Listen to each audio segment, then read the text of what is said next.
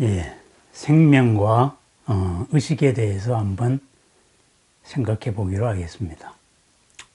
어떤 문답 중에 이런 얘기가 있었습니다. 의식이 깨어나면은 내가 나타나고 세상이 나타난다. 의식이 잠들면은 나도 사라지고 세상도 사라진다. 이런 이야기입니다. 그래서 거기에 대해서 반론을 하니까 그 반론에 대해서 이렇게 말했습니다. 당신은 당신 자신에 대해서 무엇을 알고 있습니까? 당신 자신이 무엇인지 알지 못하면서 어떻게 이 세상에 대해서 말할 수 있습니까? 이런 말을 했다 그래요. 여기에 대해서 이런 질문을 한 사람이 있습니다. 개나 원숭이도 그렇게 생각하지 않겠는가? 모든 생물들도 다 똑같이 생각을 하지 않겠는가? 인간이라 그래서 달리 생각하겠는가? 이런 것에 대한 견해를 한번 물어봤습니다. 참 좋은 질문입니다. 그리고 참 훌륭한 발상입니다. 그리고 또한 우리 부처님 가르침으로 가는 생명과 그리고 인식에 대한 핵심을 찌른 말이라고도 할 수 있겠습니다. 첫 출발이 아주 좋은 질문입니다. 생명이라는 것을 한번 생각해 보십시다. 부처님은 우리 인간으로서 인간이 느끼고 있는 고에서 출발하여서 생명의 근원, 존재의 근원, 그리고 이 생명을 얽고 있어서 이 생명을 얽매고 있는 그 속에서 사라져야 되는 생명들이 한계, 그 한계가 만들어내는 갑갑증, 괴로움, 흔히 두카라고 말하죠. 이런 것의 궁극을 깨달으시고 마침내 그것을 실현해 내신 분입니다. 그러면은 생명이라는 게 뭔가, 생명의 속성이 뭔가, 이거에 대해서 한번 살펴보기로 하겠습니다. 불교에서는 인간이라 그래서 어떤 특성은 없습니다. 인간과 동물의 차이, 인간과 미생물의 차이, 하나의 하드웨어의 차이일 뿐입니다. 미생물의 하드웨어에서는 미생물이 느끼는, 미생물이 인식하는 세상이 전부입니다. 그 세상에서 어떻게 자기 자신이 살아나갈 것인가, 그리고 자기와 같은 존재를 복제를 해낼 것인가, 오로지 거기에 충실합니다. 동물 또한 마찬가지입니다. 사람이라 그래서 특별히 다른 예외는 없습니다. 사람 또한 마찬가지입니다. 하드웨어의 차이일 뿐입니다. 그러다가 그 사람이라는 이 존재의 하드웨어의 구조가 조금이라도 바뀌면은 어제와는 전혀 다른 사람으로 변하게 됩니다. 우리가 흔히 치매 환자나 아니면은 어떤 마약이나 이런 환각에서 그러한 환각 증상에서 그런 것을 찾아볼 수 있습니다. 하드웨어의 구조가 조금이라도 바뀌면은 어제까지 살아왔던 것과는 전혀 다른 인간의 모습이 나타납니다. 또한 우리가 사람이라고 말하면서도 구조적으로 하드웨어가 우리하고 조금 보통 사람들하고 다른 사람들도 있습니다. 우리가 지체다, 지체장애, 그 중에서 정신지체다 이렇게 말하고 있는 조금 힘든 사람들이 있습니다. 그 사람들은 이미 태어날 때 우리와는 조금 유전자 구조가 다릅니다. 그러다가 보니까 그 사람들이 인식하는 세상과 우리가 인식하는 세상, 그 사람들의 대응 방식과 우리들의 대응 방식은 많은 차이가 납니다. 그러면은 그 사람 나름대로, 지체장애 나름대로, 정신장애 나름대로는 최선의 대응을 하는 것이지만은 우리 정상 사람들이 볼 때에는 지극히 이상한 그러한 행동을 하게 되는 것입니다. 우리 상식으로 이해할 수 없는 그러한 행동을 한다 이거죠. 치매 환자 또한 마찬가지입니다. 살아왔던 자기의 상식을 잊고 그리고 저 사람은 저런 사람이다 하는 아이덴티티를 잊고 사는 모습입니다. 하드웨어의 차이입니다. 그러면은 이것을 우리 불교에서는 어떻게 얘기하느냐? 이러한 인식에 대해서 중점적으로 탐구했던 우리 불교의 종파가 유식이라고 말합니다. 오로지 유자에다가 인식한다는 식자입니다. 그러면은 유식의 원뜻은 뭐냐? 오로지 인식하는 것이냐? 그렇지 않습니다. 오로지 인식되어지는 것만 나에게 존재할 뿐이다. 나에게 존재한다고 내가 생각할 뿐이다. 그 말입니다. 그러면은 이러한 인식의 한계가 이 인식을 한계 짓는 가장 근원적인 것이 무엇인가? 바로 업이라고 말하는데 그 업이라고 말하기 이전에 그 업이 드러나는 하드웨어의 구조를 한번 살펴봅니다. 그 하드웨어의 구조로서 안이비설신의 눈기, 고여, 몸 그리고 뇌작용이 일으키는 여러 가지 생각들 그리고 그 생각 바로 밑에 이 나의 존재가 이 현재의 육체적인 모습이 나의 전체다 라고 생각하는 7번째 식이 있습니다. 만화식이라고도 말하고 요즘 흔히 에고다 이런 식으로도 의역하기도 합니다. 그렇습니다. 이것이 전체다. 그것이 바로 칠식입니다. 그 칠식에 의해 가지고 그 칠식의 잠재적인 생각 경향으로서 우리는 모든 것을 인식합니다. 그렇지만 그것이 근원이냐? 그렇지는 않습니다. 그 밑바닥에 이러한 칠식을 통과한 밑바닥에 우리 제8식 아라야식 속에 수많은 의지와 수많은 업들이 그 속에 쌓여 있습니다. 그것이 이 칠식이라는 하드웨어의 기본 속성을 규정하는 이것을 통하여 몸으로서 드러나는 것이 우리 인간의 구조입니다. 생명이라는 이 하드웨어, 그것을 우리 불교에서는 중생이라고 말합니다. 삶의 무리, 삶이 되겠죠. 거기에는 태로서 나는 우리들과 같은 포유동물이 있겠고, 알로서 나는 동물들도 있겠고, 아니면은 습생이다. 그래서 물로 인하여서 태어나는 모든 존재, 아마도 미생물까지도 포함하고 있을 것입니다. 그리고 거기에 더하여서 화생이라는 존재를 생각합니다. 우리들의 눈에는 보이지 않는 다른 방식으로 태어나는 존재들. 예를 들면은 이런 게 되겠습니다. 아무것도 없는 이 허공 속에 정말로 아무것도 없느냐? 내 눈에는 들리지 않고 내 귀에는 들리지 않지만은 이 속에 아무것도 없느냐? 우리들의 현대 문명은 그렇지 않다는 것을 말합니다. 이 속에 무수한 인생 사연들의 드라마가 있습니다. 무수한 음악이 있습니다. 우리의 인식 채널이 그쪽에 맞추지 못하고 있을 뿐입니다. 우리의 인식에 없다 그래서 없느냐? 아닙니다. 라디오 주파수를 만들고 그리고 TV를 주파수를 만들고 그래서 라디오나 TV다 아니면 핸드폰이다 이런 하드웨어로서 거기에 주파수를 맞추면은 우리들이 눈으로 보고 들을 수 있는 수많은 이야기들이 쏟아져 나왔습니다. 그게 어디 있습니까? 이 허공 속에 있었던 겁니다. 있었는데 우리가 모르는 것. 그런 식으로 이 세상에 존재하고 있지만은 우리 감각으로 알 수 없는 것.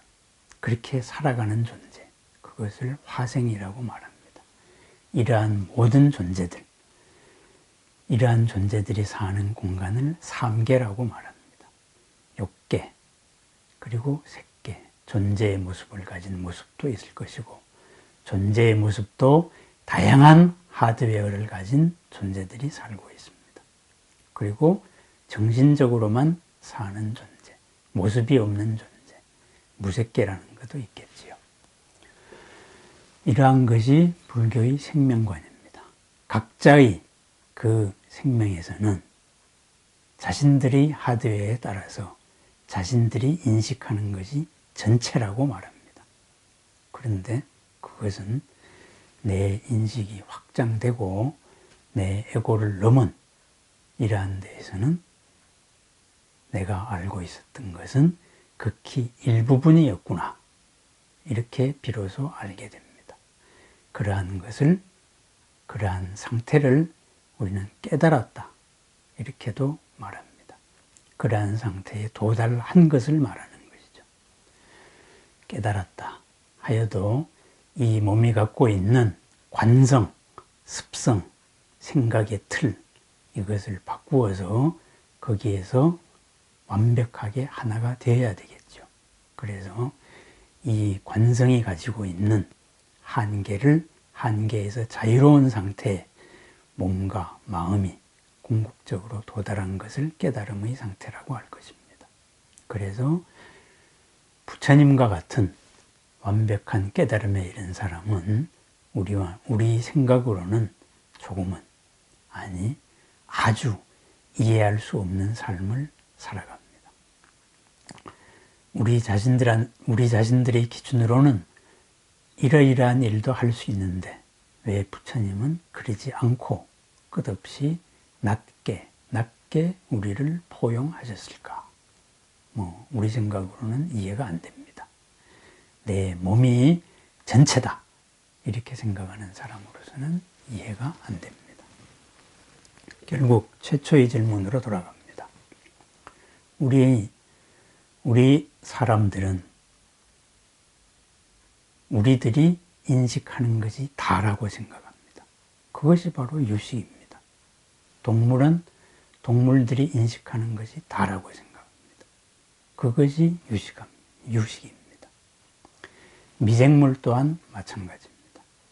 현대의 생물학이, 현대의 과학이 밝혀낸 진실은 모든 생명은, 지구에서의 모든 생명은 35억 년 전에 무생물에서 어느 날 갑자기 시작된 단세포 생물, 박테리아에서 시작되었다고 합니다. 풍부한 아미노산으로서 풍부한 단백질과 이런 데에서, 그리고 끊임없이 솟아오르는 번개나 화산, 이런 것에서 어느 날 자기를 복제할 줄 아는 한 미생물이 생겼습니다. 그 미생물이 자기를 복제하다가 변화하는 환경 속에서 무수히 많은 돌연변이를 일으키고 그 돌연변이들이 차곡차곡 환경에 적응하면서 새로운 돌연변이를 일으켰다고 합니다. 최초의 생명이 태어날 때 지구 환경에는 산소가 없었다고 합니다. 그런데 최초의 미생물이 광합성 작용, 태양 에너지를 이용하여서 산소를 만들어내면서 지구 환경이 바뀌고, 그리고 그 산소가 만들어진 환경 속에서 또 그 산소를 이용하는 수많은 돌연변이들이 생기면서 오늘의 생명이 이루어졌다고 합니다. 우리들의 인간 유전자와 미생물의 인간 유전자를 공통적으로 비교해 보면 커다란 줄기로서의 공통점이 가장 많이 있고, 그리고 미세한 차이들이 있다고 합니다. 그 미세한 차이들이 미생물과 동물과 식물과 그리고 우리 인간을 구별하는 겁니다. 우리 인간의 하드웨어 속에 이 45억 년 지구 역사가 다 들어있는 셈입니다. 우리는 이러한 하드웨어로서 이 세상을 해석을 합니다. 그러면은 이러한 하드웨어로서 해석된 것만이 오로지 진리이냐, 이 세상 전체이냐? 그렇지 않습니다. 그것은 우리에게 인식되어진 것입니다. 우리에게 인식되어진 것을 제7식, 누구나 공통적으로 갖고 있는 우리 몸, 우리가 살아야 되겠다는 박테리아에서부터 인간에 이르기까지 모든 생명이 공통적으로 가지고 있는 그것으로서 생각할 뿐입니다. 그 한계를 벗어났을 때 비로소 이 몸에 대한 집착, 제7식에 의한 집착에서 벗어날 수가 있습니다. 그것이 바로 살아지는 삶이 아닌 살아가는 삶이 됩니다. 생물학적으로 말하면 살아지는 삶은 끝없이 자기를 복제합니다. 그리고 복제를 하다가 환경이 달라지면 그 환경에 적응하기 위해서 돌연변이를 일으킵니다. 똑같은 곰이 북극이라는 환경에 유지하기 위해서, 하얀 얼음에 유지하기 위해서 유전자 변이를 일으켜서 하얀 털을 가진 흰 곰이 되었습니다. 북극에서는 살기가 좋겠지요. 그런데 숲이 있는 이런 환경 속에서는 그 곰이 갈색의 털 또는 까만 털을 가지게 됩니다. 그것이 자기라는 유전자, 그것을 복제하기에 좋겠다고 된 것입니다. 그렇습니다. 우리가 돌연변이라고 말하는 것, 사실은 새로운 하드웨어를 찾아가는 과정입니다. 생명의 존재 모습, 그것은 끊임없이 변화하는 것입니다. 그리고 끊임없이 확장되어 가는 것입니다. 지금까지 우리 지구상에서는 생명의 모습으로는 인간이 최고겠지요. 그렇지만은 이 인간은 나를 복제해야 되겠다. 그 본능, 거기서 벗어날 수 없습니다. 그러한 공통된 생각을 바탕으로 해서 공통된 생각의 전체적인 흐름이 있습니다. 그 흐름이 우리 사회의 상식입니다. 그리고 특별히 그러한 것을 뛰어넘는 인식이 나오더라도 공통된 생각으로는 그것으로서 규정해 버립니다. 처음 질문으로 돌아가겠습니다. 내 의식이 깨어날 때 이 세상이 존재한다. 내 의식이 없어질 때 이 세상은 없어진다. 당신에 대해서 모르고 있는데 이 세상에 대해서 어떻게 알겠느냐. 이런 여러 가지들. 다시 거기에 대한 다른 분의 얘기로 돌아갑니다. 개나 동물도 그렇게 생각하지 않겠는가? 그렇습니다. 우리 불교적으로는 그렇습니다. 개나 동물이나 아니면은 현미경만으로 보이는 바이러스나 박테리아나 이런 것도 다 똑같이 생각합니다. 자기 개체를 복제하고 유지시켜 주고 싶은 그 하나로 살아갑니다. 그것이 전체입니다. 이러한 말을 불교적으로 요약한 것이 바로 유식입니다. 오직 인식되는 것만 나에게 의미가 있다. 인식되어지는 것 속에서 나의 괴로움이 생긴다. 나의 순간적인 오래가지 못하는 즐거움도 생긴다. 그렇지만은 그렇게 사라지는 삶 속에서는 끝없는 자유, 끝없는 행복, 영원한 청정 이런 것은 없다. 사라지는 삶에는 반드시 한계가 있다. 이러한 사라지는 삶에서 벗어나 살아가는 삶으로 회복해야 된다. 그것이 원래의 우리 본래의 모습이다. 그리고 부처님의 씨앗이다. 부처님의 속성이다. 불성이다. 이렇게 얘기합니다. 그것을 회복하자. 그것이 바로 불교입니다. 아까 지구라는 환경이 만들어지고 35억 년 전에 최초의 박테리아, 단세포 동물이 생겨났다고 했습니다. 아니, 단세포 생명이 생겨났다고 했습니다.